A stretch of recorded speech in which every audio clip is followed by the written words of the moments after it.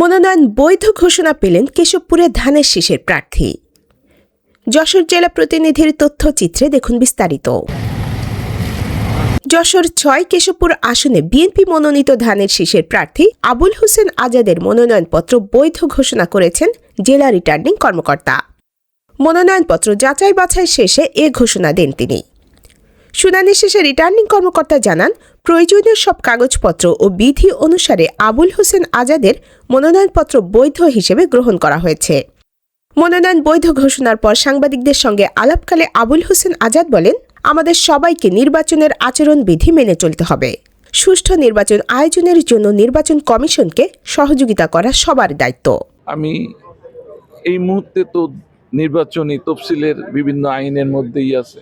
সাধারণ ভোটারের কাছে তো এখন ভোট চাওয়াটা তো একটু ডিফিকাল্ট, এইভাবে অফিসিয়াল।